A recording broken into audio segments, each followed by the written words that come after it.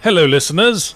Hey, viewers. And this week, in fond tribute of the late Harold Ramis, Gabriel has decided to play Ghostbusters for the Sega Mega Drive for us. The first really good Ghostbusters game. Why did I introduce it on your behalf?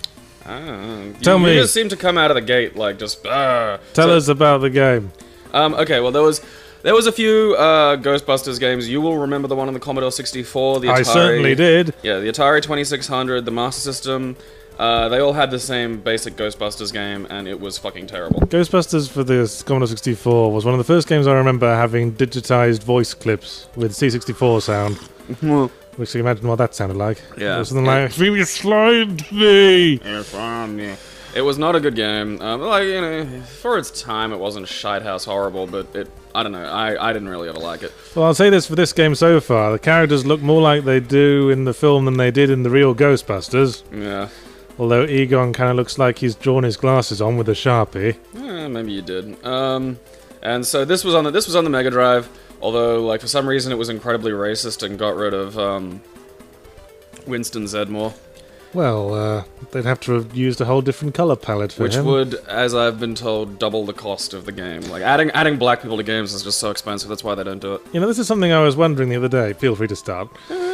Look, it's a little super-deformed shooter platformer that has actual ghosts and stuff, and it's That's fun. fucking adorable. Recently, there's been a lot of ghost activity happening here and there. Well, why are you telling us? Oh, that's right, we're the Ghostbusters. That's our job. I think Aykroyd is just nailed in this. They've got that Aykroyd-y face. What was I saying? Oh, yes.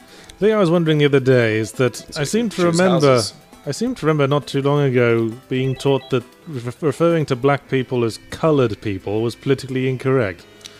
Is that the case? It's personal feeling. Because I remember being told that. I remember being taught that even. But now I'm that's the bomb button. On the internet, I keep hearing about the phrase "people of colour" being the accepted phrase now. Ignore the internet. Ignore the accepted phrasing. Look, here's the thing. It'll change from person to person. Some people will want it one way, some people want it the other, and ultimately what you're dealing with is just personal feeling. So I think you have to, like, analyze it and see, is the person saying something with hate, or are they saying something just because that's the term they think that people want? And the term changes all the time. Well, I suppose, but the problem with using coloured is that it implies that there's two kinds of people. There is white and there is everyone else. And white isn't even that white. There's normal and coloured. It's a sort of whitey, peachy, pale, pinky colour. It's not white. If it were white, there would be something wrong with you. You'd be an albino. And then, ironically, you'd be... You hear that, albinos? Yahtzee thinks there's something wrong with you. Well, ironically, sound off in the YouTube comments. Ironically, you'd be prejudiced against more if you were completely white. I don't know. Again, like, the tantrum throwing over the names is just abysmal. Like, again, like, think about, is the person saying it out of hate? Wasn't it a shame how Harold Ramis died? Yeah, well, it happens. He's with the infinite now. Still, for this day and age, it was younger than his standard old age death. Yeah, that's What was he, 69? I don't think he was. Was it 69? I think he was 69. Yes. Well. Oh, you turned into an Egyptian mummy. Yep. How racist. Everything's racist. See, that's. It's like the, I do. And your glasses. Bombs! I'm not getting anything good. Fuck and you, your glasses fly off when you're hurt. That's ableist. Run away. Are you making fun of the fact that he has to wear glasses? Yeah. That he has a vision defect game? Check your privilege, You can't Sega call it Genesis. a defect, man. That presumes superiority on the part of the functionally sighted. You're right, I'm sorry. Bodily... Apologize! Alternative bodily layout? Visually interesting. Ocularly unique.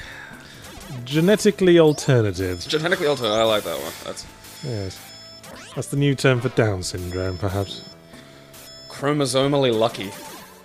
But yeah, I have an infinite lives cheat on because this. Of course you do. Well, because you're a scrub. Fuck you.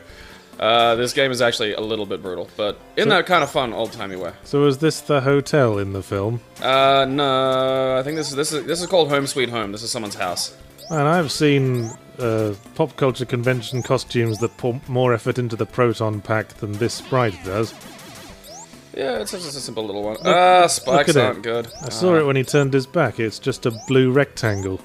That's a Mega Drive, man. You know, It's like a slab. It doesn't mean they you had to couldn't do a lot with less. Doesn't mean you could have put lots of little twiddly bits. I mean, it's impressive they've bothered to render different Ghostbusters and give them different sort of stats. Like, that's... I suppose. Please get rid of the ghosts. It's your fucking job. Yeah. I can buy things from a horrible Asian character. Was this a Japanese developed game? Yes. They like their super-deformed, don't they? Yeah, and I think it suits. So basically, yeah, there's a little bit of openness to the game, so you can go out, you can buy new weapons, so you're not just using the little shitty, you know, regular shot here. So you're basically like a blue-collar contractor who showed up and said, "Oh well, I didn't bring the right parts for this job, so I'll be back on Friday week." Don't put bags over your head, children. Alright, that's not it. That's right, now I remember there's a hole you gotta jump through. What's your favourite Harold Ramis film? Groundhog Day. Ah, that's the correct answer. Yeah, that is. Because of course he had a much grander career behind the camera than in front.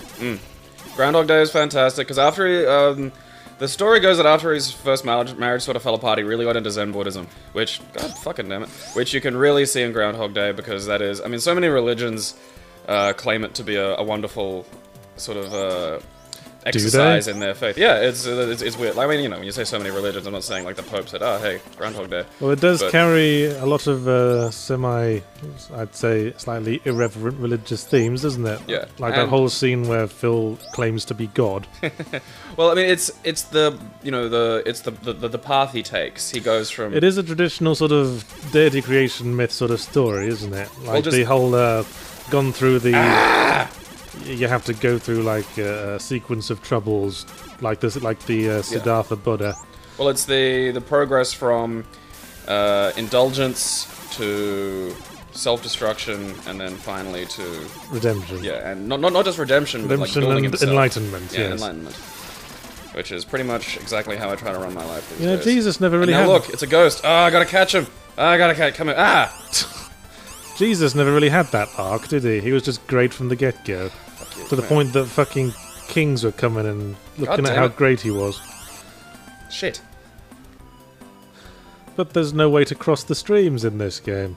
That's the important part. Cross the streams was a bit of a loosely defined thing in the first movie. Is there co-op multiplayer in this? No. Did you ever play Ghostbusters, the most recent video game? A little. They worked crossing the streams into the gameplay. Oh, cool. But it was actually really annoying as a gameplay mechanic because you got 3 NPCs zapping wherever the hell they like. Yeah, that game looked chaotic. It was chaotic, but then I guess that was kind of the point, because that's how the use of the proton packs looked in the films. It looked extremely chaotic. Of course, the problem with that is that it does not make a great game mechanic to be utterly chaotic, does it? I think there's a lot of situations where absolute accuracy to the film, the source material, or to reality is not a good idea. It's always the problem the tie-in runs into. Yeah. So you're now fighting Spore Spawn from Super Metroid? Yeah, but with sort of a comedic bend. Yay. Looks kind of like a Muppet. Die. I've got infinite health, so it doesn't matter. Harold Ramis lent his voice to Ghostbusters, the game, the new one, as well as all the other former Ghostbusters. I'm surprised Bill Murray did it, because Bill Murray is really hard to reach. He's a bit of a bastard, yeah. That's one thing I heard, actually, that Bill Murray was kind of estranged from Harold Ramis, like, for the last couple of decades of Harold Ramis's life. Yeah. I was trying to get him to do one or two little things. Which is a shame, but then Bill Murray is kind of estranged from all of reality in many ways. It's just, Oh, that was kind of dark. His eyes fell out. Yeah, and it also...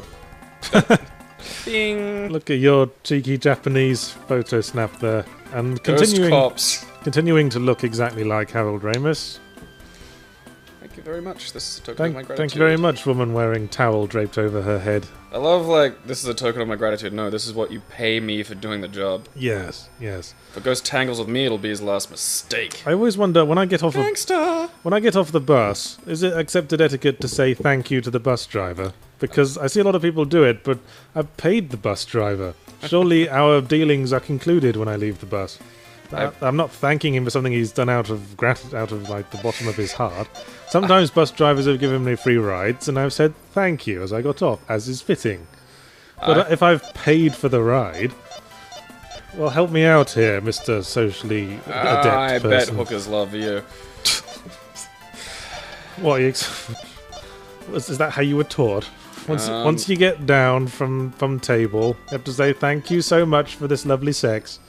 Well, no, but I mean, I don't know. Is it an effort for you to go like, hey, like I just wave my hand and go thank, sort of acknowledgement. It's acknowledgement, It's treating a person like a human being by acknowledging that they share humanity. Well, when I stand up, it's so that the driver knows I want to get off. Yeah. If that's what you mean by acknowledgement. No, not stand up, but like I just raise my hand as a little like thanks, mate. Like kind of a. You don't have to. I mean, I don't think he's not going to shut the door and ask you where your manners are, even though he should.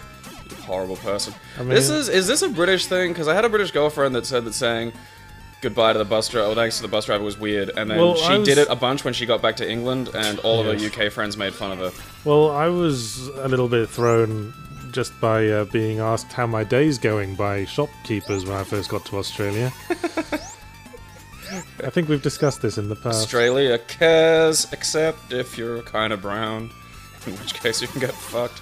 But anyway, why is it all icy now? Because I'm in this dude's house, and he said the place was full of water, and then it got really, really cold. Does this game have a Metroidvania-y aspect? I mean, I see, like, the leave the missions, go to the shop thing, but can you, like, go back to old missions and open new areas? No. Okay, then. Yeah, I mean, there's... I noticed there was feels like there would be that, but there isn't. I noticed there was a map screen, so I wondered. Hey. That's just how you pick your stages. You go, what's this stage? Oh, this is a house. Yes. That was the most thrilling recap of anything ever. Ooh, yes, this is a house. Would you like some of the intercourse? I suppose it depends on context. Like, if something very large has just fallen from the sky and crushed your witch sister, the phrase, oh, it's a house, could be said with some enthusiasm. Ah, it's a house.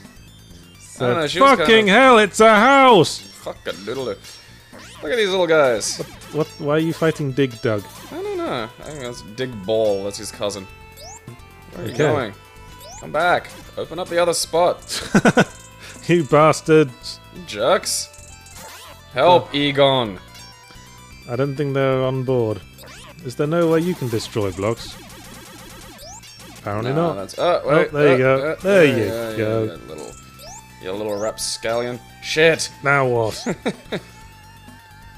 Come on, you little fucking nugget. Take my thing away. Think about this, Mr. Bollock. Yeah. I'm done with those. Those look like they're on loan from another game. Like, that's the funny thing about this. Like, there's bits of this that are clearly, like, quite good Ghostbusters inspired, and then bits that are clearly just random little monsters from any Japanese shooter. I don't recall there ever being an enormously strict style guide when it came to the appearance of ghosts in the Ghostbuster films. There were a lot of wacky looks they had rocking. Well, like, compare, like, the library ghost to Slimer, for example, or to the Stay Puft Marshmallow Man. It's the Stay Puft Marshmallow. God damn it. What are your feelings on Ghostbusters 2, the film? It's the Hangover 2 of the 80s. Like, it's just... I think it was 1991. Was it? Yeah, at any rate, it's exactly the same movie. Do you think? It's literally the same fucking film. Well, I always found that whole sequence at the end of Ghostbusters 2 where all the New Yorkers are trying to get very happy very fast. I always found it rather cringeworthy. Yeah, that's because the movie was belly butt. Yes. Again, it was... I was about to say it was really gay, but that is the wrong attitude, isn't it? Completely and totally faggoty. But wait. Just, gay means... Fucking damn it. Gay used to mean happy, didn't it? So it still stands. It was just too happy for my liking. Well, that's what I like about, like, there are people who'll try to lock words down into singular meanings. I got nothing. Word means this. I got nothing against people being happy as long as they do it behind closed doors and not around my kids. Yeah, I don't want them teaching them about, like, joy and optimism. Exactly. I don't want them teaching about diseases you can get from joy and optimism, like, I don't know, smile syndrome. What? I'm gonna get you. Yeah! Finally, you do your fucking job. I've got it. Catch a ghost. Oh, Jesus. Egon looks like he's been hollowed. Dark Souls joke. I was just trying to think of what it looked like. It looked like someone's embarrassing passport photo they show you about 20 years later. God damn it. I mean, he had bangs, for God's sake. Egon doesn't have bangs. He sweeps his hair back. Like me. You have an Egon-y quality about you. Not Ramis. Egon, very specifically Egon. That would have worked if you hadn't stopped me. Yahtzee did try to drill into his own brain once.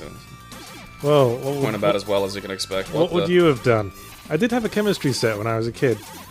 I remember once as a kid, like, genuinely harbouring the secret desire to eat everything in it.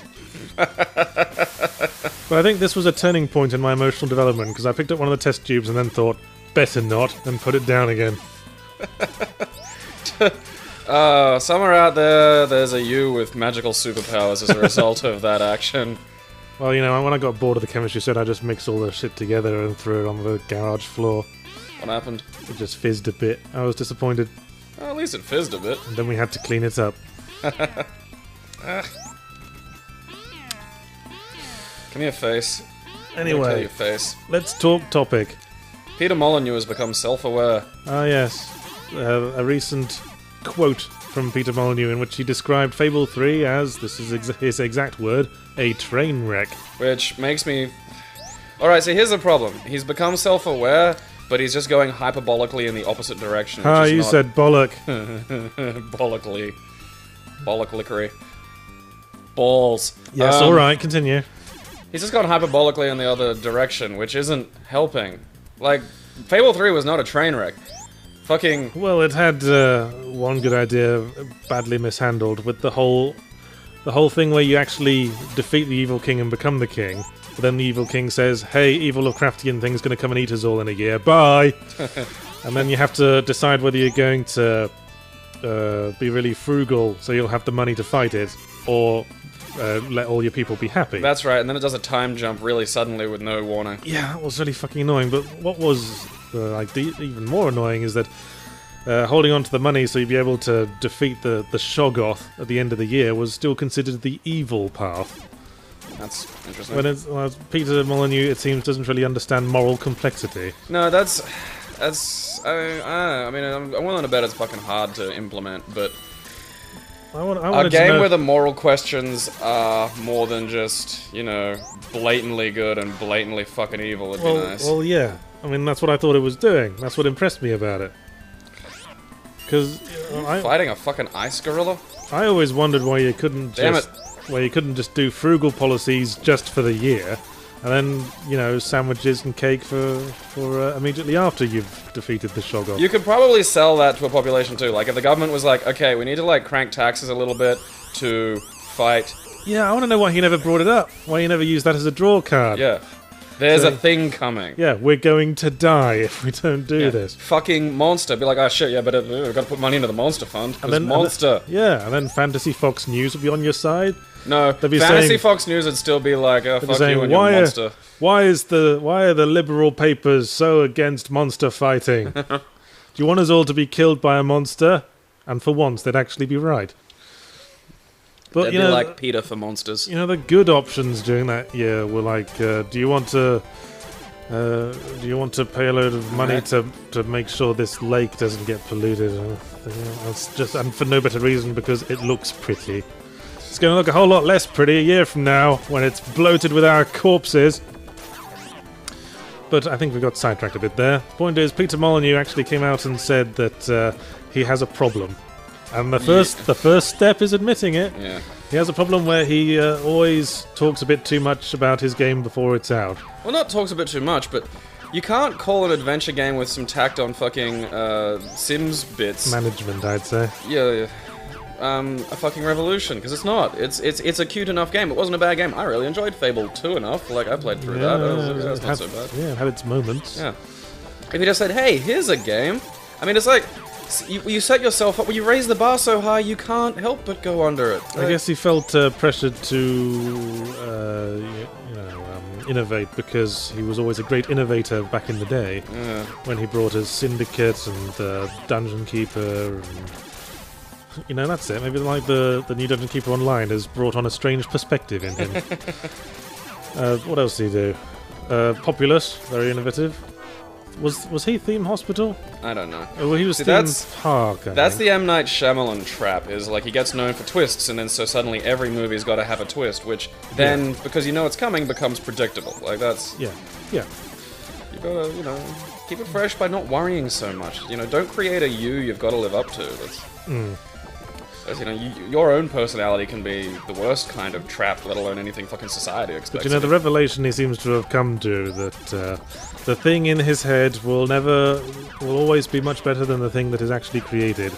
I would think he should have learned that a hell of a lot sooner as a creator in the public eye. Or just as a human being. Like, that's...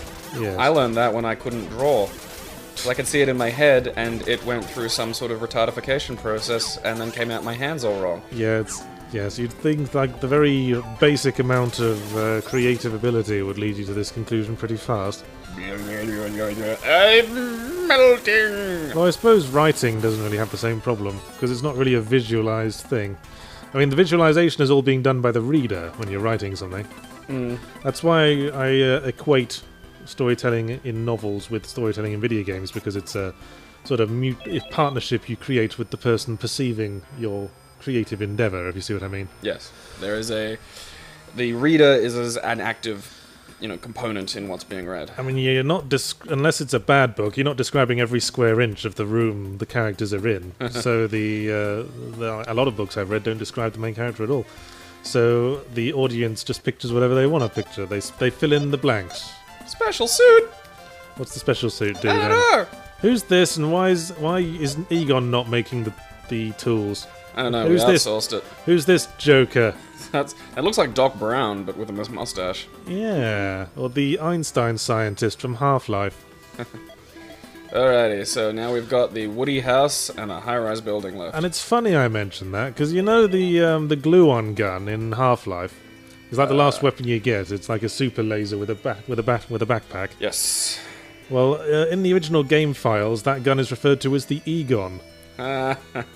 Yes. Worlds within worlds, you see. If you haven't seen, like, Groundhog Day, you should probably go watch Groundhog Day. I remember reading some video game equivalent of the Wold-Newton's hypothesis. The what? Well, that's some like theory. I think it was Philip Jose Farmer who first came up with it, that all the major great white heroes of 20th century literature were all the products of the same genealogy. Huh. Like there was a single stagecoach containing the fathers of Sherlock Holmes, Indiana Jones, Alan Quatermain, and all of those was struck by lightning, and then you can trace the genealogy through time and stuff. And so the video game equivalent I was reading hypothesized that perhaps Gordon Freeman is the student of Lester Chaikin from Another World. That's cool. I like that. Which is an interesting. It's an interesting theory. Fuck you, to Sonic, work with. you little fucking bastard. Oh yes. Well, it's more of a porcupine than a hedgehog. That's Thank a you. different pain sprite. When you stepped on fire there. I'm intrigued. This game's got all those little, like, Ninja Gaiden-y platform things where it's like, this enemy's unkillable and just knocks you off. Where did all this lava come from? Well, it's fire, not lava. Why aren't we watching this window maximized? You didn't maximize it, and well. figured it was by your design. You could maximize, that'd be nice, actually, because I'm having to concentrate a little harder because I can't quite see. I don't want to mess with the recording setup. It might screw up. We'll have another one of Yahtzee's uh-ohs. You know, this really is starting to turn into a Metroid game. All the bosses seems vaguely Metroidy. It feels like it was almost designed to have, like, backtracking, but then they sort of... Fuck you. Well, I don't mean so much the Metroidvania gameplay as just the way bosses work, the way they look and act. Well, I mean, this was a reasonably common sort of shootery... There's a lot of retro shooters that have this kind of snake enemy because you don't have to animate it. You just put a lot of balls that form a neck. It pops and then move the balls independently, which I think is something sumo wrestlers do. You're changing color. That's how I know I'm winning. I thought it was just switching to ice magic or something. Ice magic. This made you have to switch to your fire-based attacks. That means his chocolate chills on top of my ice cream. Die, die, die, die, die, die, die. Are those all eyes in the background? Sure. No, you're in a burning house. It just looks like there's a whole bunch of eyes in the background watching you. Fuck you. That was in. Come on. You're the worst, capturing Nah, I got him. Ghostbuster. Gotcha, you little fucker. Egon, help, help, Egon. Ah. Or possibly an embarrassing high school yearbook photo. So did the other characters turn into different monsters when they die? What? Well, Egon turns into a mummy when he dies. Oh, ass. No, Did the everyone other turns into a mummy. I feel cheated. You should. It's a horrible oversight on that, for that part. I bet if Winston was in the game, he'd turn into a werewolf. He'd turn into a Blackula. Yes. Because of racism. He'd turn into Super Pimp. So yes, Peter Molyneux. Thanks for joining us here in the real world, Peter. Look forward to see what you do now you've made this revelation. He'll just here's the thing, like he hasn't fixed the problem. The problem's just pointed in a different direction. Well, now he'll hate every one of his games. He'll go, this game's shit, don't buy it, and it'll actually turn out to be reasonably good. Good. Hate everything you've made more than 6 months ago. That's what I do. I missed a treasure chest. Well, I mean, that's a better way to do it anyway, because you know it's like me in bed. I always like downplay it, and then it's always good comparatively. Well, if you say so, just gonna have to take your word on that. Yeah, it works. Trust Uncle Gabe. Ah, that was money. Ah, shit. I had a point I was about to make. No, you didn't. No, you're probably right. Peter Molyneux finally entering the real world. It was something from there.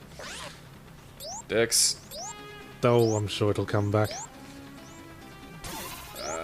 Oh. Ooh, I got a life! That was not useful to me at all. I guess Peter Molyneux's problem is that he sort of didn't really belong in an environment where there were no parameters. I mean, like we've said, parameters... Yeah, the classic problem. If you've got loads of energy and infinite dreams, you need limits. Parameters promote creativity, and with the parameters he was given in, like, 2D, he could make stuff like Theme Park and Dungeon Keeper and Populous. all that. But when he was given no parameters, and all the, like, as near as no parameters you can get when gaming technology developed... Ah, dick butter. He was making Fable, and suddenly his role in gaming... Which was to make the most out of what we had, was suddenly obsolete. What a tragic tale. He became a slightly silly parody of himself. Well, yes, but at least he's a self-aware one now, Yep. which probably means he'll be a lot less funny. Yeah, I was gonna say, it's kind of neutralized the joke. I hate it when they try to be in on the joke. It's like William Shatner. Shatner. Ha ha! Look at me! I'm the emperor with no clothes. Me! Look how naked I am. And all the townspeople aren't laughing anymore. Ah, they crap. just kind of feel sorry for the guy.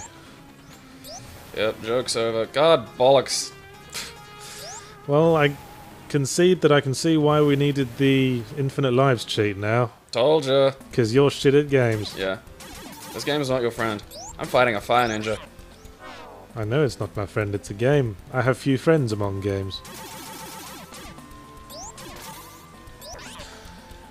Yes. Alright, have you got some topics? Well, I had another one, yes. Good. Because I'm actually having to think. Which is fucking difficult. Yeah, so it's always hard for you. Yeah.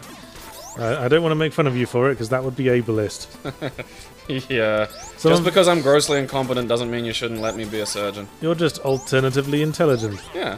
That's, I went to the University of the Streets in Yes. Queensland. You have the simplistic wisdom of a caveman. Yeah.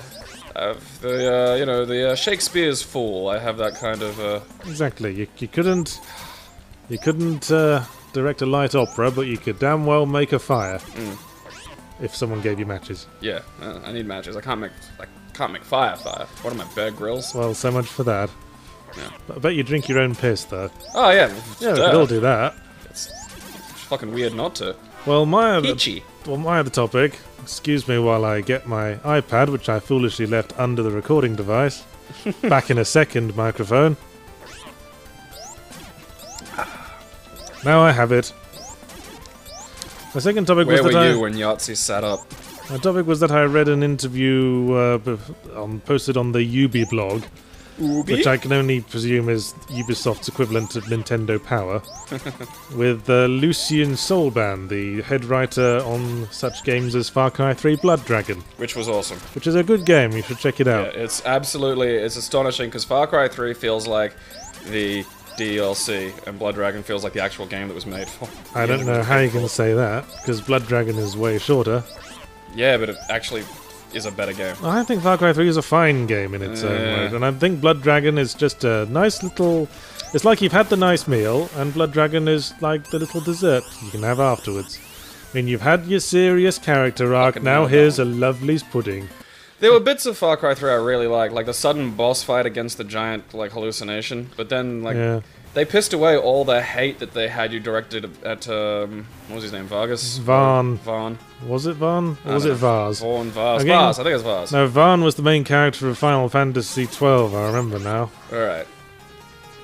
Scarface McFarlane, that can be his name. Because you hated him. Like, they actually really managed to make a fucking dislikable character. I wouldn't say I hated him. I just wanted to put him down like a mad dog. Yeah, I mean like sort of the theoretical you, not you personally. Like, yeah, you know, and then they just successfully create a character you fucking loathe. And then they introduced another villain that you had to defeat. All right. That you had to defeat in the last third of the game. Yes. Yeah. Although I would argue that the central part of that plot, I mean, Vars is what draws you in, but the centralized part of the plot is the main arc of the main character. But that's just me. But anyway, the Blood Dragon was sort of takeoff of 1980s science fiction, starring Michael Biehn, playing a parody of himself.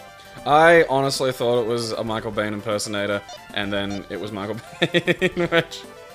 Biehn. Is it Biehn? I thought it was Bane. I looked this up. Oh, okay. I consulted several guides, and they said it's Biehn. Looked at the internet. It's Mr. Biehn. So, and yes, the writer apparently is openly gay, Lucien Solban, and he made the statement in his interview that he predicts that openly gay video game characters may still be a long way off. Because he was saying that the marketers are afraid of it. They're afraid of losing the sales. Marketers are mostly idiots, I mean... Well, you say that, but people are also mostly idiots, so marketers probably know what they're talking about. But the thing is... Set a thief to catch a thief. The kind of... It's one of those things where I feel like it's always been the crazy idiots who are loudest, and that means they're the only ones you hear. Well, yes, vocal minority and all that. And I think that's a problem, because it's like how JCPenney have done, like... ads featuring like "God help us, a lesbian couple with children." I think the crazy religious nuts were like, you can't do that." And normal people started saying shit back because you can do it on the internet now for very little hassle. I think this is a different issue to what we're talking about, though. No, because I think the marketers are listening to the loud cretins more, because the normal people, like, it wouldn't occur to a normal person to have to write in and say, "Hey, that's good, keep doing that." Like, it's just one of those things where it's like, I have a life and I'm not a fucking bigoted piece of shit, so... I guess it's the squeaky wheel that gets the grease. I mean, the thing is, like, also... Well, my point is, I wonder how many characters you could just assume are homosexual just because they make no actual signs of their sexuality in the course of the entire game. Well, yeah, I mean, how relevant is sexuality to a video game character? I mean, there are already a few games where you can be homosexual. I mean, didn't you have a gay relationship in one of them? Oh, yes. My beloved Anders. Why'd you have to be such a dick in the game outro? Dragon Age... break your heart. Dragon Age 2.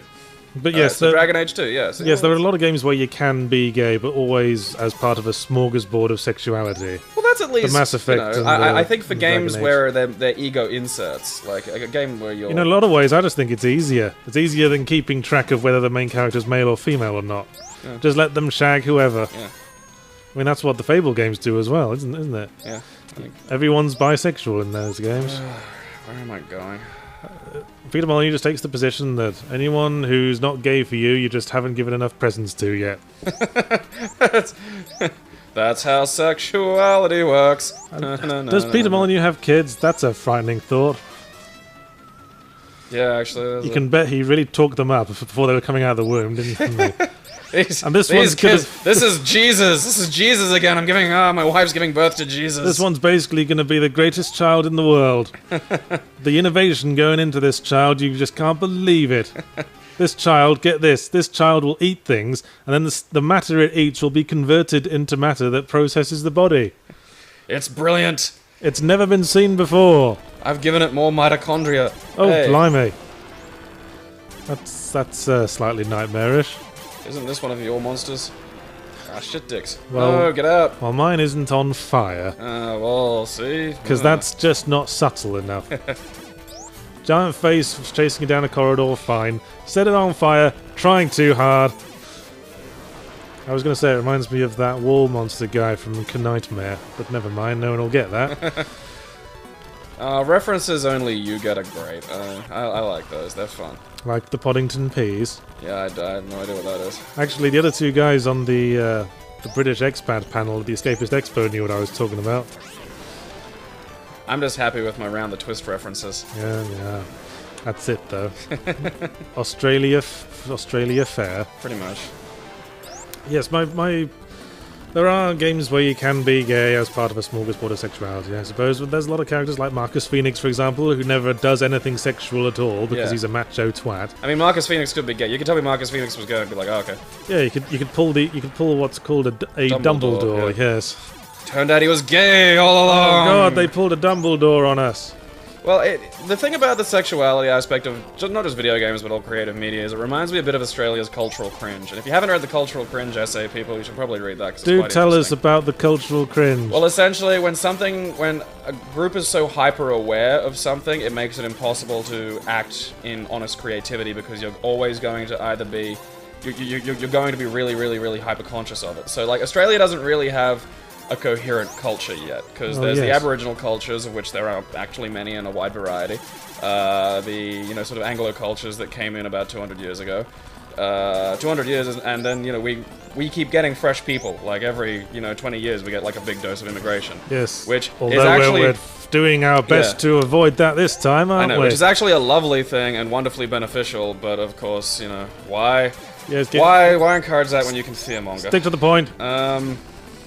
So basically, Australia doesn't really have Australian. It's a hard thing to point to. You can't point to Australian. So that's what everything I've it does always, is really forced. I've always felt there's no real such thing as Australian cuisine, is there? Unless you count meat pie floaters and lamingtons. Well, even then, these are all either imports or like mashups. That's kind of what Australia does, is imports and mashups, and I think that's great. Like mashups, like the weird combinations you get are fantastic and interesting. It's a true melting pot nation in a way America has never been able to do, despite claims. But I think it's wonderful thing. Anyway, it's that problem of when people were making face is dead. When people were making producing works of like literature and art in Australia in the sort of pre-80s. Yes. You were torn between either really looking like you were trying to ape your colonial forebears, or whether you were really awkwardly trying to shoehorn in Australianness. Yes, I see what you mean. And that's coming across in the sexuality problem is, in order to make a character in a game that's gay and not have it feel like it's someone going, "Gay character, look everybody, isn't it interesting?" Well, the moment you do draw attention to it, you're sort of already sensationalizing it, aren't you? Well, I mean, there's very few cases in which you could draw attention to a character's sexuality in a video game, and it's relevant to the plot. Well, it's something... Unless, like, the love interest is the same sex as the main character, but again, that also can come across as forced. I mean, I like stories from alternate perspectives, because A, it's interesting to see things that I maybe haven't considered, and B, I've discovered that, doing a lot of women's lit and stuff like that, I've discovered that the stories are actually quite universal. Like, the things that are written about the pains, the joys, and all this are all really just very familiar. There's no great difference between all of us, and I think that, that's very reassuring, and I think a lovely thing to have, spread more. I suppose. I mean, if it's a story, I mean, surely everyone can appreciate a love story regardless of the genders of the participants. Well, that's why I appreciated my gay love story in Dragon Age 2, even though I myself am a fan of the Lady Flan. Lady Flan. Yes, that's what it's called now. Flange. I would argue that, whether or not a character is gay is kind of irrelevant to pretty much everything one might do in a video game. Well, it's the problem of... There wouldn't be gay pride if they hadn't been made to feel ashamed of themselves. It's like left-handedness. Like, if someone wanted to have a left-handed rally, you'd look at them like they're a nut job. Yeah. But the problem is that when you scream at someone and tell them that an inherent aspect of them is wrong and horrible, that reflects back eventually as, you know, a very forward pride movement. Well, there was a time when left-handed people... 1600s or something? Actually, it was actually fairly recently there were still people being forced to write right-handed if they were. Yeah, that's true. But that's muddying the issue. Well, I mean, fuck, back when my parents were born, being a bastard was still a thing. Well, yeah. That's fucking... I'm a bastard. My parents weren't married. I understand gay pride, yes. But Stay Puft. Yep, he's in the stage. Well, you have to put him in somewhere, don't you? Well, I mean, come on. Stay Puft! I mean, when they... you fucking bastard. I mean, when they just threw him into the cartoon series apropos of nothing as well. He's just back now, don't question it. I love happy, smiley villains, like, just with that kind of, like, not... creepy smile, like, oh, I'm going to enjoy cutting your scalp off, but just like, I'm just happy, like, that's just... Hello, I love you! Yeah. Smash. I love you! Stop! Things don't go in there. So yes, as I was saying, I understand gay pride, but I almost think it's sort of misapplied to video game audiences. I would think video game audiences are more likely to be more liberal. And so if a game makes a big fuss out of a character being gay, a video game audience is more likely to more generally go, so what? Why'd you draw attention to that? A lot of people are gay. I'm gay. This hypothetical person I'm gay and I play video games. I love them. Play Dragon Age every day. Yeah, I mean, I'd like it to get to a point where it is just like that, where it's also not necessary. The Sims.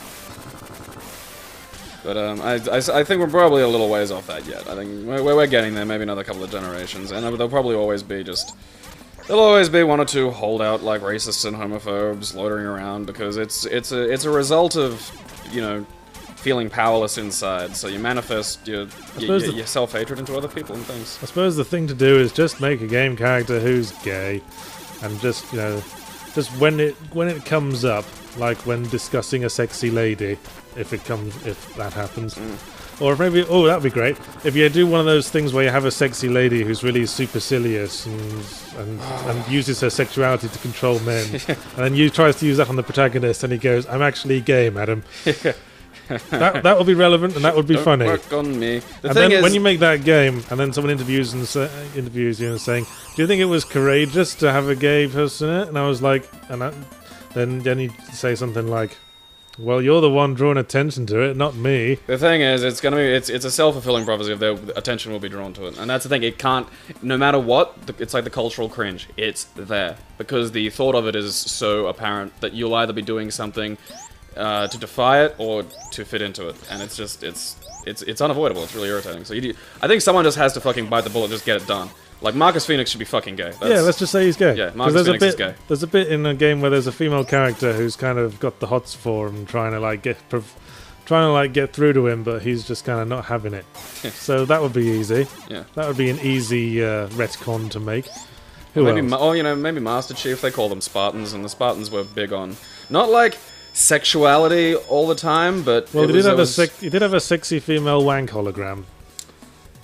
I like to think that there were several models of hologram, and he just went for the wank one because he has to do a lot of lonely missions in space. I don't think a hologram's gonna help with that. Like, is it like Rimmer's hard light hologram? Like, can it do stuff to you and stuff? Well, it's just so he could have material to look at while he's beating his scarred and armored meat. Isn't he a clone or something? I don't know what the fuck he is. He's probably a clone. They all are in that sort of circle. Why would you give a clone a penis? He's the perfect soldier. Except he's got free will. Always the sticking point, isn't it? Can't let him think. Hey, get off me. I want to see that, like, where you have a standard plot where someone's created super soldiers, and someone said, we also gave him free will, and the general funding the project says, why'd you do that? The scientist says, better drama. Shits and giggles. Yeah, better storytelling. Because I watched Universal Soldier a lot as a child. So yeah, that's Master Chief. He could be gay. I mean, he certainly... I'm going Marcus Phoenix. I'm voting Marcus Phoenix for gay. Marcus Phoenix be gay? Who else? Who else? Well, Gordon Freeman has never made any move on Alex Vance. Do you think Gordon Freeman, though, is one of those He might be. Well, the thing, I guess Gordon Freeman's one of those blank characters who just project whatever you want onto. He's like Link. Like I think he's less of a. He's developed as a character. I think through a lot, mostly through what we've given to him. Although that whole thing is kind of a bit lost in Half-Life 2 and onwards, when he's sort of given an impromptu personality by the way other characters act around him. He has an implied self. Like there's a scene in episode 1, I think, where Alex Vance tells a lame joke when you're fighting through the underground with her. Yeah. And she... Slimer's dickhead cousin. I think it's when they find a zombie Combine soldier. Zombines. And she goes, well, that would be a Zombine, right? Right? Okay. And then she just sort of like reacts as if Gordon Freeman's just staring at her blank face. Which in itself grants a little personality. I think that was a result, like the first, I don't know, I struggle to remember the first Half-Life accurately now. So there wasn't much in the way of that, really. No, there was no, well, the thing with, there was no application of personality to Gordon Freeman because there was no other personality in other characters. That's what I thought. It was just the same 4 scientists copy-pasted a million times, and they were just there to be exposition deposits. Hello, I'll open this door. I'm dead. I wonder if that's not a better approach for a game with a silent protagonist than the Half-Life 2 great amounts of characterization. Do you suppose... Because I've always thought Legend of Zelda gets away with it quite well. So I think Portal gets away with it as well. Yeah. Because what Portal does is that basically... I think... Remember... It's you and one other thing. And sometimes that thing's not even aware you're there. Well, I remember hearing an interview about Portal while they were asking why the main character never speaks, and that's because, you know, she's basically regarding everything with the silent contempt it deserves. You're not really a central character in that. You're just a reactionary character that all the characters are just sort of working around. In Half-Life, it's different because Half-Life, Gordon Freeman is supposed to be, you know, the messiah. Yeah, and doing stuff that involves social interaction. He's built up as a dynamic character, despite not having any actual character traits. I mean, would you talk back to GLaDOS? I would, but then I'm just, you know, Well, I'd want to know why the hell I was locked in this facility and when I could leave. That would be the pertinent aspect of my conversation. Let me out. I love you. That would be a slightly bipolar test subject you're describing. I would absolutely try that. Yes. I think GLaDOS could absolutely easily be seduced. I bet she's like completely... Just a little bit of compliments, like it'll be the girl with low self-esteem. Like, I think if anyone You're pretty, really? If anyone could seduce her, it would be the sniper from Team Fortress 2. What makes you say that? Because the voice actors are married in real life. Alright. Interesting fact. Fucking just... So, you brought up Link there. Do you think Link could be gay? Well, he's halfway there already, isn't he? I think Link's an empty to me. Link's a vessel. Well, I was going to say he wears tights, but that's not gay, that's effeminate. Must be politically correct. Screw that. I think, you know, I'll paraphrase Stephen Fry about people who get offended, and it's just so fucking what? Yes, well... You empower other people when you throw a tantrum about what they say. Like, short of someone getting in your face, it doesn't fucking matter. Alright. Just answer the question: do you think Link's gay? No, I think he's an empty vessel. I think he's of no sexuality. All right, here's one for you: Luigi. Luigi? I think Luigi's gay. Yeah, that could work. Yeah, I remember like the Manabar once was doing a thing for the Fortitude Valley's Big Gay Day, and I wanted to do a poster of like celebrating the great gay characters of gaming, and I wanted Luigi and Duke Nukem to be on there. Younger brothers often tend to be, especially when like the older brother is a more... Fucking this is taking ages and it's annoying me. Yeah, it's... You continue to be shit at games, I see. It's a fucking... It's not hard to predict where he's going, you know. Patterns seem quite obvious to me. So are these ghosts just like the actual ghost, and the bigger ghost was like a disguise? It was like the little phantasm that was causing all this. Or was the big ghost pregnant with the little ghost that I don't know what ghost reproduction cycles are like. You know what? There is probably a website we could look at right now that has a whole big detailed list of... How the hell would that even work?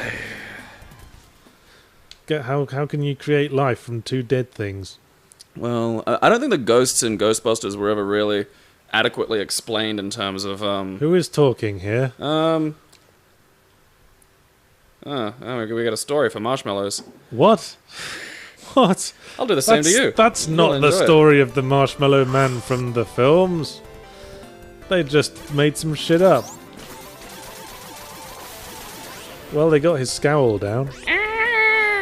Yes, there's something particularly horrifying about the scowl that the Marshmallow Man has. It's all those lines that appear. Yeah. His big, puddiny, soft face suddenly just... So I think Luigi's gay.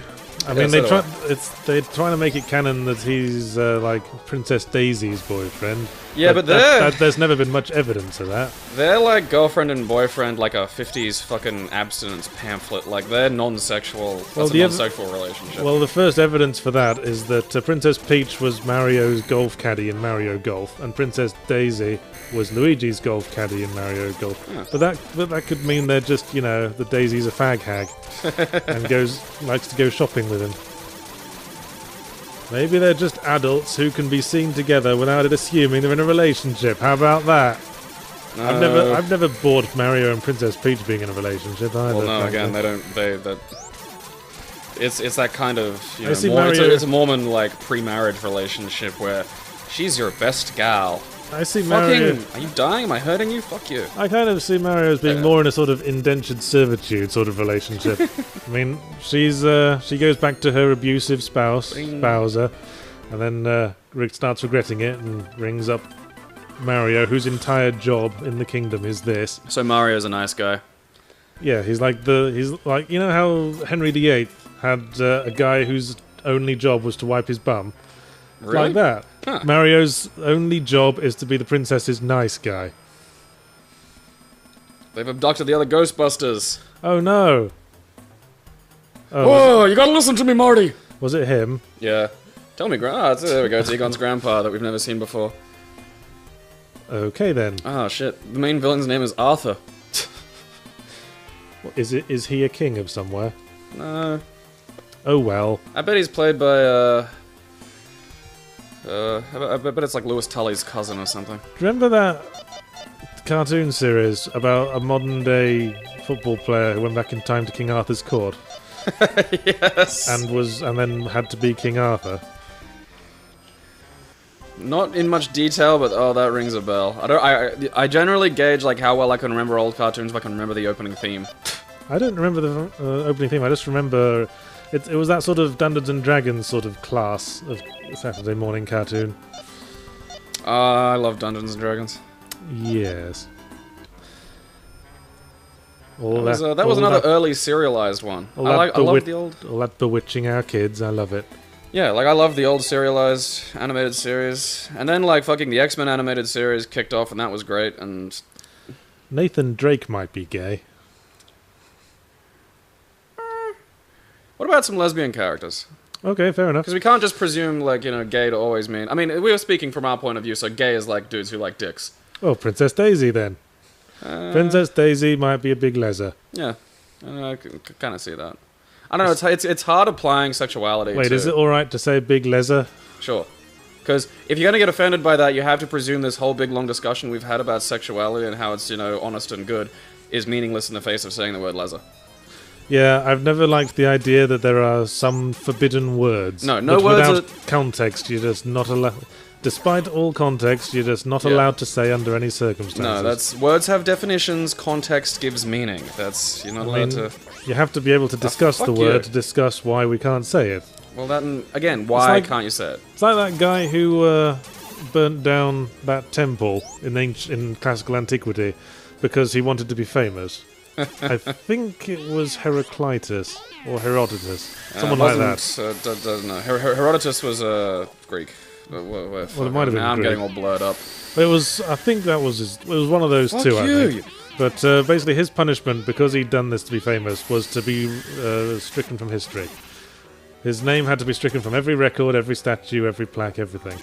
But unfortunately, we know about him now in the future, because it's very impossible to wipe out all evidence of someone without also writing down their name somewhere. Yeah. Nobody remembers Steve. Jesus, What did Steve do? So if you know, faggot is going to be a problematic word, we have to be able to say it, or we're just going to be running around in circles, aren't we? Well, that, and again, it's... what's his name? George Carlin had a good thing about it, and you know, some people have said it where it's not it's not the word, it's the emotion that goes into it. Are you saying it with hate? Yes. Because, you know, again, like, you can't just... You can't ignore context. That's because context is where the meaning fucking comes from. That's... What about setting off people's triggers, Gabe? Intention is no object in such cases. See, here's you made the thing. someone feel bad, and that means you're a bad person. No, because I used to have fucking loads. Like, I had such bad anxiety disorder. Like, going outside was a fucking trigger. Yeah, you know problems those are? Yes. If you'd like a recap of this discussion, watch the Quake 2 video. But no, I mean, I'm not going into that much detail on it, but the triggers are yours. They're your problem. You need to eliminate those. Yeah, exactly. Anything can be a fucking trigger. And it's not the world's responsibility to dance around them for you. If you remember a bad thing because somebody said willy snaps. Yeah, then blue can be a trigger, like the color blue. Like a lot of people are going to be saying willy snaps without any intention of offending you all throughout society. Whenever willy snaps come into... I'm just distracted by the thought of what a willy snap is. Sticking your penis into a mousetrap. That'll do. And of course, I mean, it's on you to fix this psychological ailment that you have. Because I knew a girl that was literally like terrified 2 tiers of the Yip Yip aliens from Sesame Street. You know, I'm not scared of them, but I can totally see why somebody would be. I know, yeah, I was of that opinion too. Like, they don't scare me, but I understand why. There's something very, very unnatural about them. Yeah, it's just something funny, something peculiar. You can, I bet you could do a fucking cracking impression of those things. I haven't seen it in a while, actually. I don't know, in my mind there's a great, you can do a Yip Yip, but you're pretty much almost a Yip. Fucking... Slimer, you're not helping. But yeah, like 2 tiers, she would cry. And I got another friend, like, you know him, like Big Nick, who's shit scared of midgets. Like, literally, like, honest to God, like, you know, like you seeing a huntsman spider crawl out from behind your bathroom, like your towel rack. That makes sense, because Nick is a big man. Yeah, and so he's like, honest to God, terrified of midgets. And here's the thing, like, just because you feel a thing doesn't mean it's valid to feel it. And you have to get control of those problems. Yeah. I don't think you're allowed to go through life being scared of midgets. I don't think that's right, because those are people. You're not allowed to treat midgets like fucking huntsman spiders. That's weird. Yeah, this goes back to the Peter Molyneux thing. Huh? I mean, if you realize you have a problem, the first step, of course, is admitting you have one, and it's good to recognize that you have one, but it's not the only step. You can't just expect everyone to just accept now. Damn it! It's like, I always hate when you know, people just accept insults. When you insult them and they just say, haha, yeah, you're probably right. Because these people are impossible to correct. If they're thick and ignorant, because they don't like do the research, and you like draw them out, and they go, yeah, I'm pretty thick. I just don't like reading. It's good that you admit that, but you have to get over it now that you admitted it. You can't just wear it now. I'm an alcoholic. Drink, please. There's other steps to this process. If you eat 6 cakes, you're gonna be fat. Oh, I know. I'm so fucking fat, aren't I? Drinks. Yeah, like It irks me. I mean, I have problems, and someday I hope to be over them. I'd like to think I'm making progress, but I wouldn't just say, like, expect everyone to roll over for it. Well, that's the most you can, you know, fucking hope for, is it's slow, and, you know, sometimes the progress is in weird fucking bursts. And hey, sometimes flooding, I believe is the term, can be therapeutic. To be exposed to something that unnerves you. Like, I used to have a much bigger problem with talking to people I didn't know on the phone. Since I moved into a place by myself and had to sort out the phone and internet and electricity by myself and had to talk on the phone to strangers, I realized it wasn't going to get done until I did it. I found I did it quite easily. A little bit of time in the deep end can work wonders. I mean, I used to be... Not always. Sometimes works, no, it doesn't. Hey, it's Death! It really is a Metroidvania game. Hi, buddy. Except more with the emphasis on the Vania now. Vania! You do realise, Egon, that if you kill this guy, you're out of work. There will be no more death and no more ghosts. Like, you just don't think, do you? It's like the brain drilling thing all over again. Yeah, you're probably lucky Venkman stopped you from doing that. He's even got Death's Castlevania attacks. The whole, like, circling scythe blade things. To be fair, this is blatant. It's blatant, I tells you.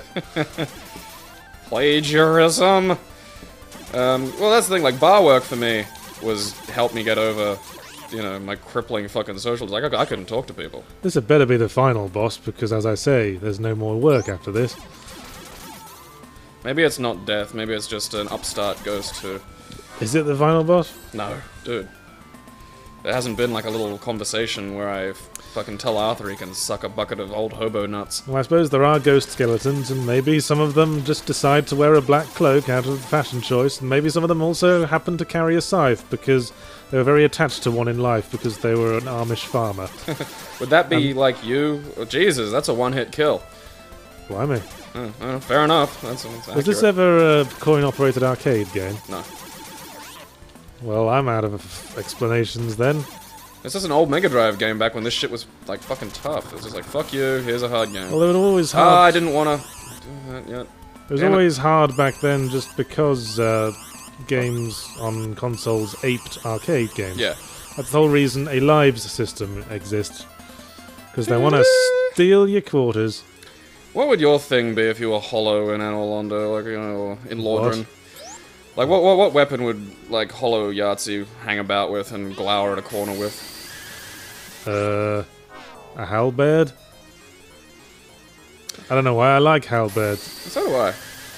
I like poking. I think they're a good first time through weapon. Yeah. Because I used it on my first time through and it made several bosses easy pants. What's going on? What happened there? There was a bit I don't know, there was a slowdown. I hope that doesn't fuck around with the video record. Yeah, it's the video record glitching. It's us not getting done. Hope that doesn't displace the soundtrack. So that now we're talking about something completely different. There's an energy bar, it hasn't gone up or down, and I don't know what it does. Oh! Solaire in Dark Souls. He's gay. Is he? Well, it's implied. Oh, I don't know. There's a bit in, I think the second time you meet Solaire in Anor Londo at the fire in that room.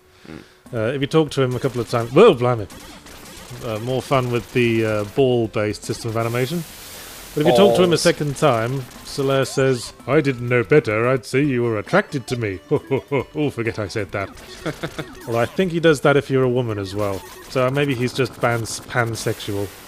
Anything that moves, Solaire. Anything that moves. Well, I mean, if you were in, like, that circumstance, you'd be pretty much just...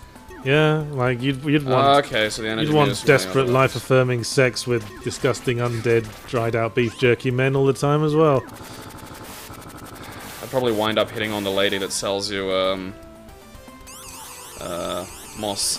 I reckon, I mean, regardless of the context of the statement, I reckon Solaire is gay. He seems like the type. It's the way he talks. Solaire, alright, so there we have another addition to genuinely gay video game characters. Yeah, and he didn't have to make a big song and dance about it. Who else? Down I go.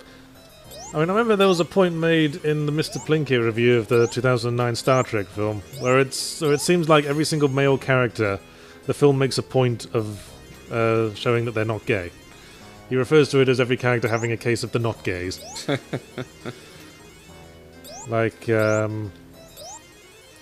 course, Captain Kirk doesn't have a love interest in that film, so they just make him a big, Lothario. But then that's Captain Kirk, yeah.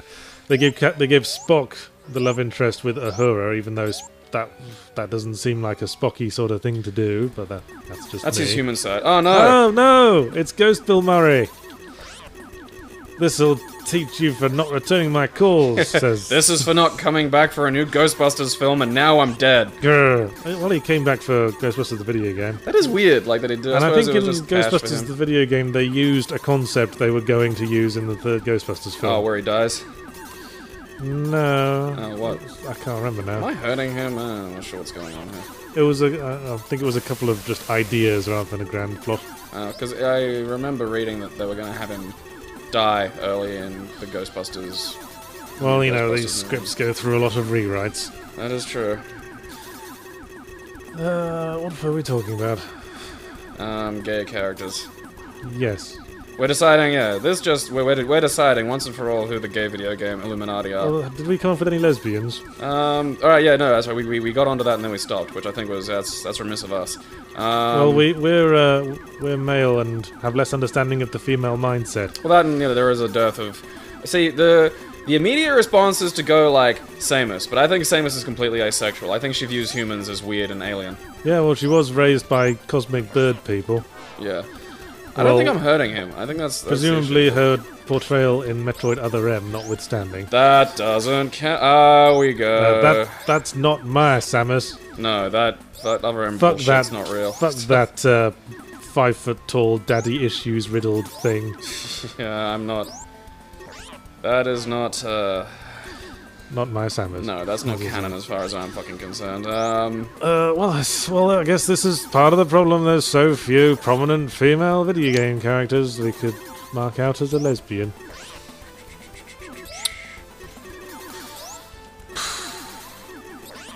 I think maybe the Ellie from Last of Us when she becomes an adult.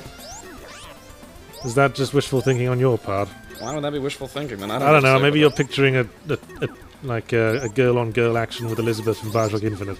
I'm sure the internet's there to picture that for me. It's a daddy issues gangbang. I don't know. See, I don't fantasize much about I don't fantasize. I think about like the girl at the Boost Juice who's really pretty and asked me how I was going once. Ew. Well, I don't know. Like, what's the point of fantasizing about like people you're never gonna meet? I was talking about hollowed Bill Murray and the ghost that came out of his nose. Hey Bill, I just sucked that thing out of you. So how far through this game are you? Getting close to the end. There's like, after this, there's like a sort of evil land. Because we're over an hour, but if you're gonna, if you can finish it fairly soon, we might as well try to finish it. How far over an hour are we? We're at 1 hour 6 minutes. We don't have to be completely bound by the 1 hour time limit. Although I shouldn't say that, because then everyone will be saying, "Oh, why don't you put up 2 hour videos from now on?" Because I don't want to put 5 billion gigabyte files on my drive. All right. Oh, that and uploading these things takes like fucking how long? Yeah, well, quite a while. How long indeed? Well, this won't be so bad because it's low res. Damn you little fucking zombie bastards. Quite. Well, I think as men, we find it easier to recognize what men could be gay than we can what women would be gay. Because you can't tell, can you? That's the thing. Every sexuality could be represented by any kind of personality. It's not like there's a certain kind of character that always has to be lesbian or gay, is it? It's almost like they're people. I mean, gay people can have any traits, really. We could just say, maybe Lara Croft's gay. Who knows? I absolutely would believe that Lara Croft has had like a lesbian. Well, this is the point. You could believe it for any of them, couldn't you? Because it's not like you get like a big sign grows out of your head the moment you come out saying the Crimson Letter, saying I'm a fan of the. I've been struck gay. I'm a fan of the open brackets war close brackets man. See, it's a gender neutral sign. I want to touch your bits, similar bits. Fucking goddamn weird teddies. I want to touch your bits with my bits. I have a very poor understanding of how gay sex works. Ow. So yes, Fucking glad I got infinite lives on this. Perhaps to even speculate on who's gay or not is to completely miss the point. Well, I mean, to approach the actual topic again, like we were. In terms of making a character it's always that I think it just has to be done and got out of the way, not because it's something that should be diminished, but because it's going to be a big deal and difficult to deal with, honestly. Well, because of that cringe factor, because of that fucking part where everyone's so hyper aware of it. Well, it's the trouble with the way games are made these days. Like the big name marketers are gonna if there's any way they could squeeze a bit more money into it, they'll take it. So they say, well, we'll be losing like 2% of sales if we make the main character gay. Best not to risk it. We want all the money. How much? I think gay people have money. As far as I know, gay people have. Gay people have money. Yeah.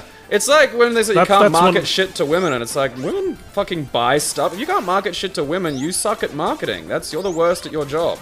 Do you know that Ian Fleming genuinely believed that this was a thing, that gay people can't whistle? That's awesome. That is... How the fuck do you come... It's just one of those, you know, that's what your statement, you know, gay people have money, that's what it made me think of, you know, those weird blanket statements. You know, I'm not saying gay people have money like it falls out of them because it's an inherent trait. I'm saying they have money because people have fucking money. Well, yes. Gay people can't whistle I'm not...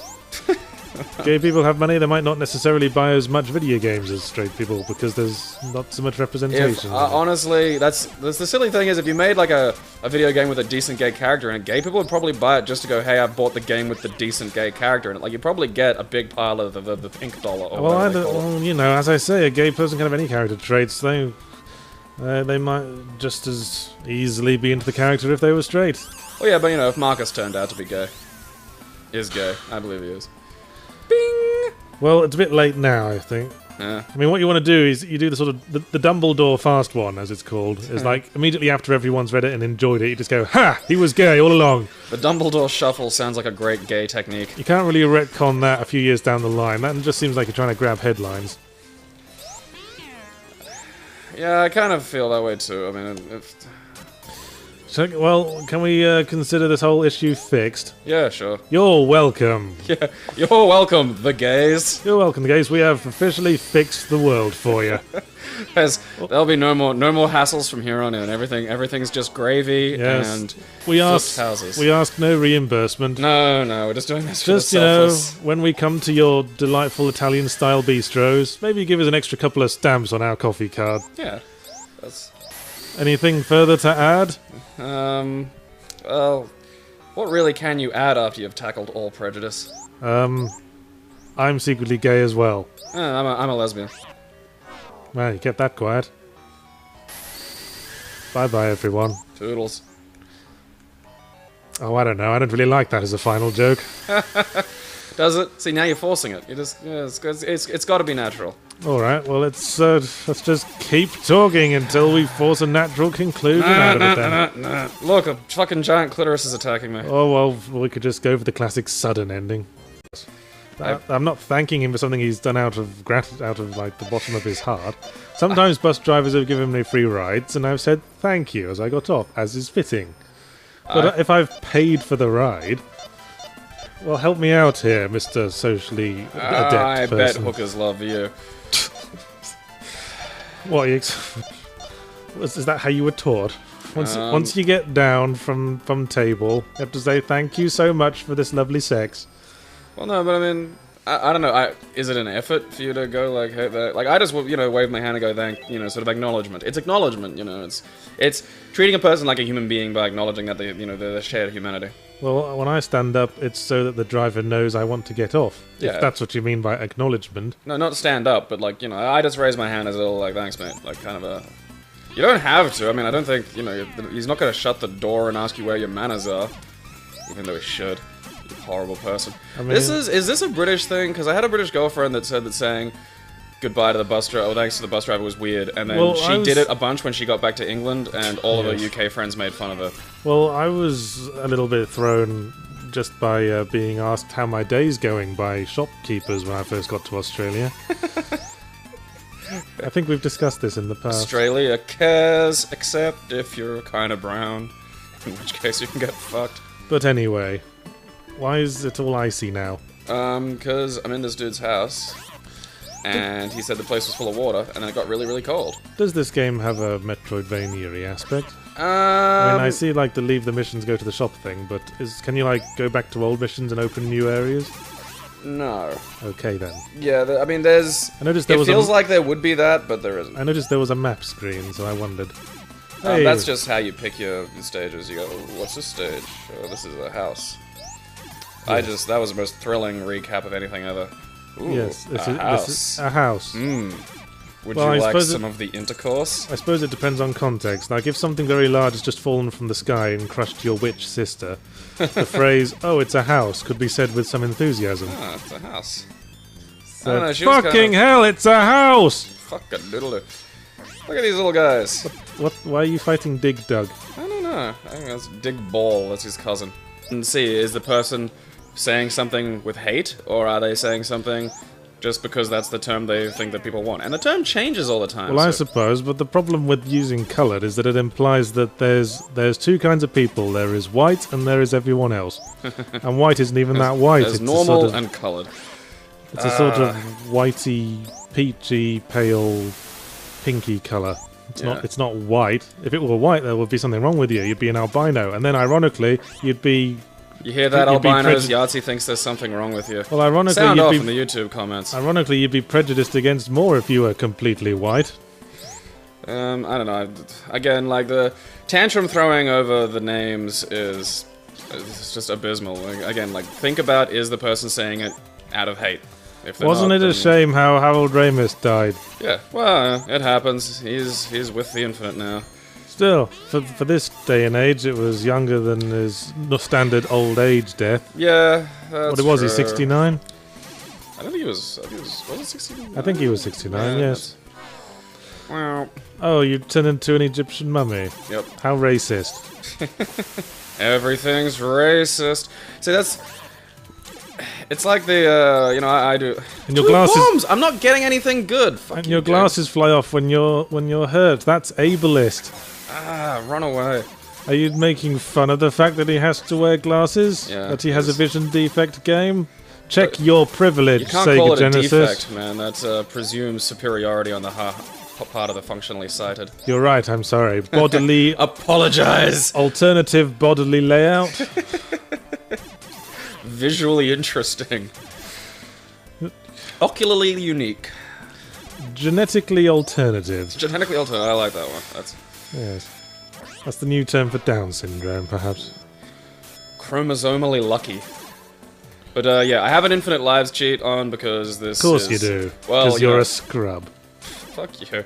This game is actually a little bit brutal, but in that kind of fun, old-timey way. So is this the hotel in the film? No. I think this is called Home Sweet Home. This is someone's house.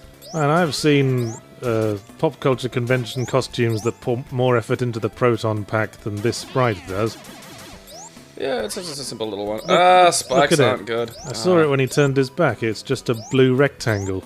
That's a Mega Drive, man. You know, It's like a slab. It doesn't mean they you had to couldn't do a lot with less. Doesn't mean you could have put lots of little twiddly bits. I mean, it's impressive they've bothered to render different Ghostbusters and give them different sort of stats. Like, that's... I suppose. Please get rid of the ghosts. It's your fucking job. Yeah. I can buy things from a horrible Asian character. Was this a Japanese developed game? Yes. They like their super-deformed, don't they? Yeah, and I think it suits. So basically, yeah, there's a little bit of openness to the game, so you can go out, you can buy new weapons, so you're not just using the little shitty, you know, regular shot here. So you're basically like a blue-collar contractor who showed up and said, "Oh well, I didn't bring the right parts for this job, so I'll be back on Friday week." Don't put bags over your head, children.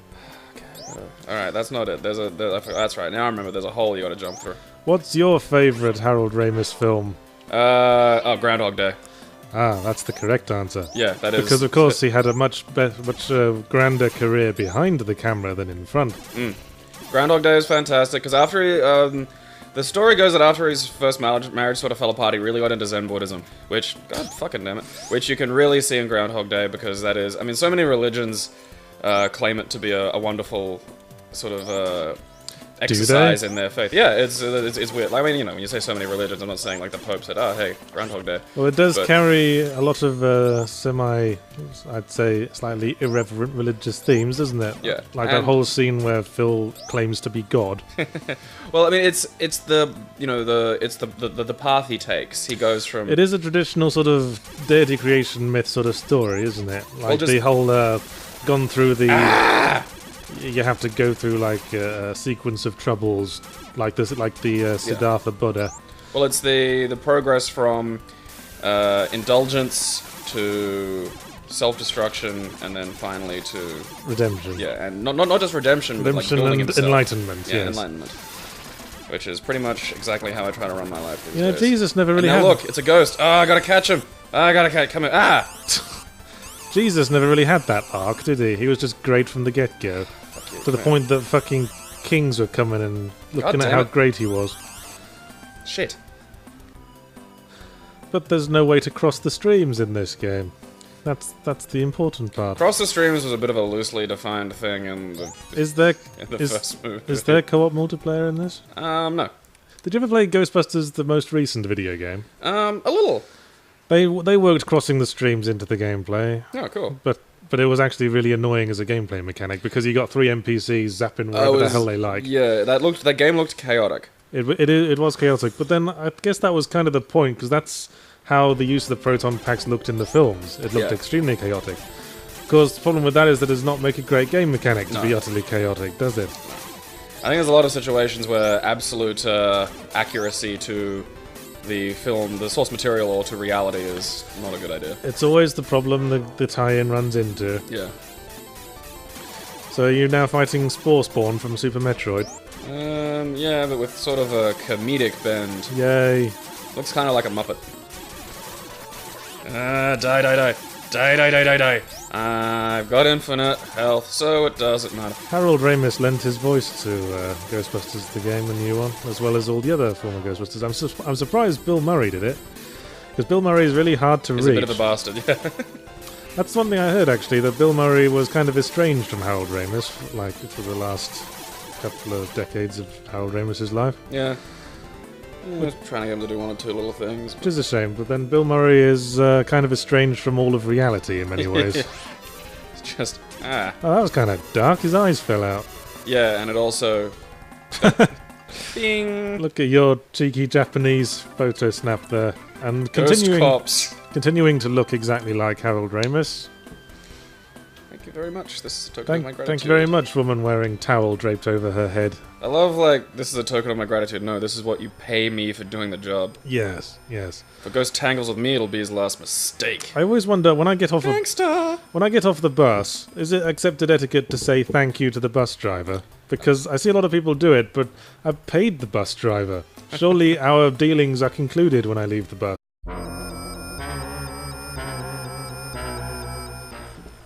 Hello, listeners. Hey, viewers. And this week, in fond tribute of the late Harold Ramis, Gabriel has decided to play Ghostbusters for the Sega Mega Drive for us. The first really good Ghostbusters game. Why did I introduce it on your behalf? Tell me. You just seem to come out of the gate like just... Tell us about the game. Okay, well, there was a few Ghostbusters games. You will remember the one on the Commodore 64, the Atari... I certainly did. Yeah, the Atari 2600, the Master System... they all had the same basic Ghostbusters game, and it was fucking terrible. Ghostbusters for the Commodore 64 was one of the first games I remember having digitized voice clips with C64 sound. Which you can imagine what that sounded like. Yeah. It was something like, "You slide me!" It was not a good game. Like, you know, for its time, it wasn't shitehouse horrible, but I don't know, I didn't really ever like it. Well, I'll say this for this game so far. The characters look more like they do in the film than they did in the real Ghostbusters. Yeah. Although Egon kind of looks like he's drawn his glasses on with a Sharpie. Maybe you did. And so this was on the Mega Drive. Although, like, for some reason, it was incredibly racist and got rid of Winston Zedmore. Well, they'd have to have used a whole different color palette for him. Which would, as I've been told, double the cost of the game. Like, adding black people to games is just so expensive. That's why they don't do it. You know, this is something I was wondering the other day. Feel free to start. Look, it's a little super-deformed shooter platformer that has actual ghosts and stuff, and it's That's fucking adorable. Recently, there's been a lot of ghost activity happening here and there. Well, why are you telling us? Oh, that's right, we're the Ghostbusters. That's our job. I think Aykroyd is just nailed in this. They've got that Aykroyd-y face. What was I saying? Oh, yes. The thing I was wondering the other day is that I seem to remember not too long ago being taught that referring to black people as coloured people was politically incorrect. Is that the case? It's personal feeling. Because I remember being told that. I remember being taught that even. But now I'm that's the bomb button. On the internet, I keep hearing about the phrase "people of colour" being the accepted phrase now. Ignore the internet. Ignore the accepted phrasing. Look, here's the thing. It'll change from person to person. Some people will want it one way, some people want it the other, and ultimately what you're dealing with is just personal feeling. So I think you have to, like, analyze it